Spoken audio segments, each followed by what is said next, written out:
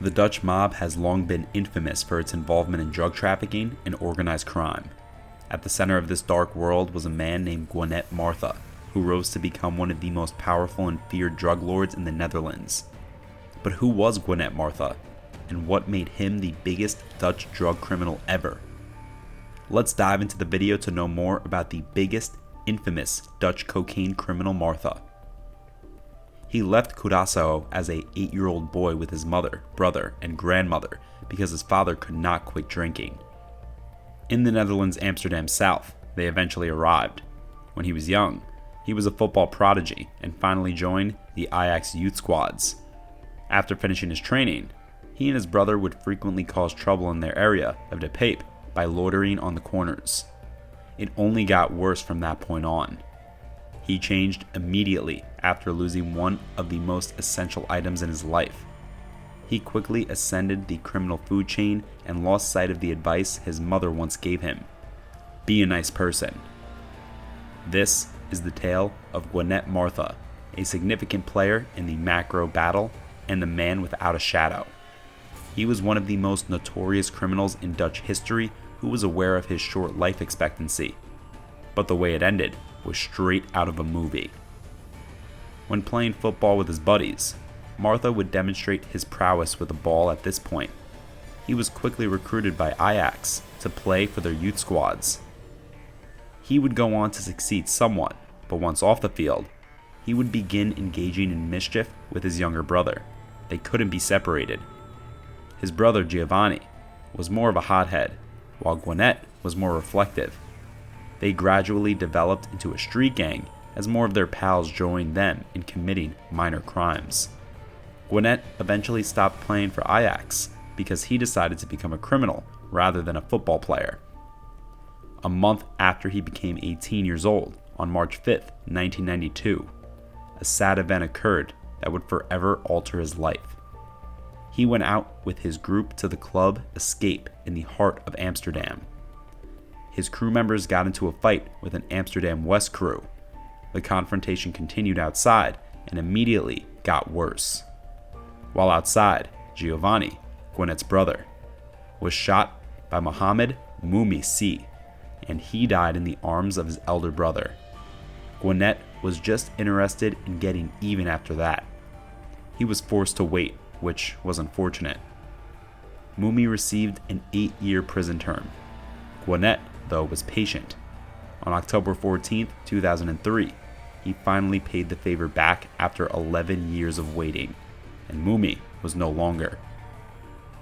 When a man wearing a helmet entered the Groningen coffee shop Ruthless and pulled the trigger, Mumi was inside.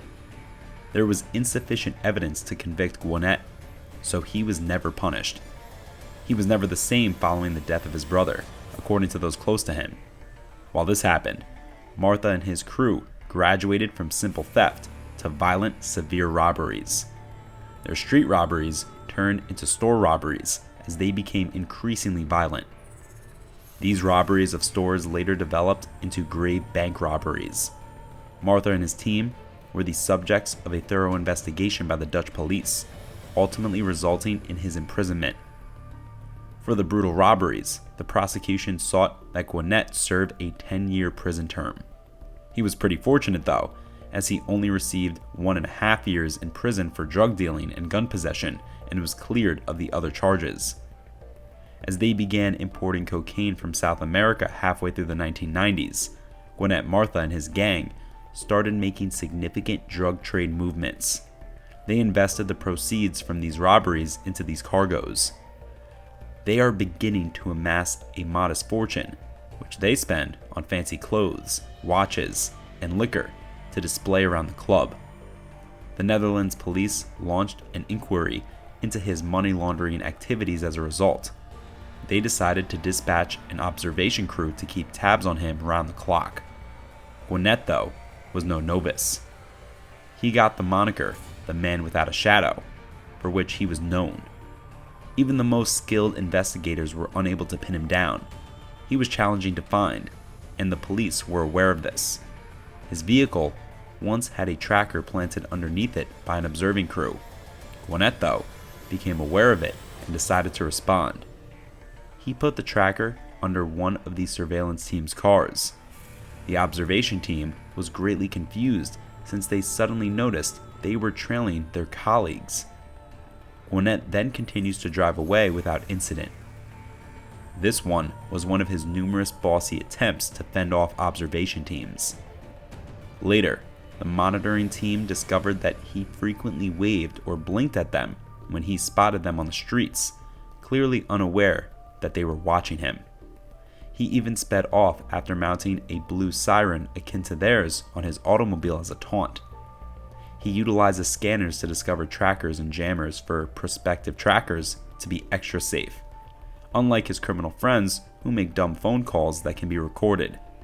Nonetheless, the observation team also enjoyed some measure of success. They run into Gwenette in March of 2007 while he is receiving a large black bag from a gas station attendant. He then returned to the home of Malika K, his then girlfriend. Authorities planned a raid because they believed it to be a stash house. The residence was seized on April 3rd, and substantial cash and 2 watches valued at $100,000 were discovered. When Gwenette frequented another place, the police conducted a raid and took her into custody. The judge questioned him about how he could have so much money and luxury stuff without a job when he had to appear in court. Gwenette continued by describing how he had an apparel shop and sold some marijuana in Amsterdam. He continued by saying that he forgot to register his salary, even though he was required to. He stated that he was too lazy to go through the procedures when asked why he didn't have a bank account. On April 15, 2008, the judge condemned him to 7 years in prison because he did not believe a word he said. But do you think he'll stay there for a while? You're mistaken. Not even a month later, on Monday, May 12, 2008, Gwenette accomplished something genuinely remarkable. Along with another prisoner, he makes an almost movie-like prison break. They succeed in scaling the first fence. His prisoner becomes trapped as Gwenette ascends over the second one. 2 men are waiting for him outside the prison in a stolen VW van. The getaway was successful as they continued to drive away. Naturally, Gwenette and his cohorts were not to be found in the vehicle when it was later discovered. A year and a half after his escape on October 28, 2009, he was finally apprehended during a routine traffic stop in Antwerp. He was imprisoned immediately and sent back to the Netherlands via extradition on January 6th. In addition to serving time in prison, he must repay the government 16 million euros for money laundering. Gwenette will be released from the prison after serving a 4-year sentence, but will face more serious issues. Gwenette had an angel on his shoulder on the last day of the year 2013, which was a Friday. He is strolling through Amsterdam South with a companion when a man who has not been identified jumps in front of them. After placing his firearm on Gwennette's skull and repeatedly pulling the trigger, the weapon jams. Following a brief altercation, the man flees, and Gwenette has just narrowly escaped an attempt on his life. It's interesting to note that Gwenette went to the closest police station, where he reported a crime and asked for police protection. Gwenette is a notorious felon. Gwenette did, and a short interrogation followed. Nevertheless, nothing came of it since Gwenette told the authorities he had nothing to say. As a result, the police refused to offer him any protection. Never named was the alleged hitman. Gwenette only knew that one of his former friends had placed the order. The person in question was Alex Alecki Gillis. Gillis was killed on February 20th after Gwenette successfully ordered a hit on him, but that in no way meant that Gwennette's life was still not in danger. The date is Thursday, May 22nd, 2014. Together with his bodyguard and a friend, Gwenette is in the shawarma restaurant Roos on the Amsterdamseweg in Amstelveen.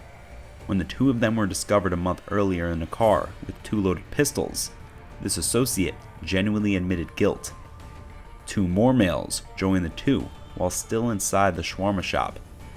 The 2 of them then exit the store together as Gwenette. A BMW pulls up as they leave, and everything occurs swiftly after that. A Kalashnikov and at least one additional automatic weapon are used to fire at Gwenette. He is hit 80 times. Yes, you read that correctly. 80 times he is struck. The man he was with was able to escape without being hit. The vehicle speeds off and is eventually discovered burned out in Diamond a few hours later. Gwenette Martha's life came to an end right then and there. This begs the question, was this a trap for him to emerge outside so they could complete the task? Were those two men involved in it? Please, express your opinions. From a young Ajax athlete to one of the most serious criminals in the nation. What are your thoughts on this case? Please, let us know in the comments below. If you enjoyed this video, be sure to give it a like, subscribe, and turn on the notifications before leaving. Thanks for watching.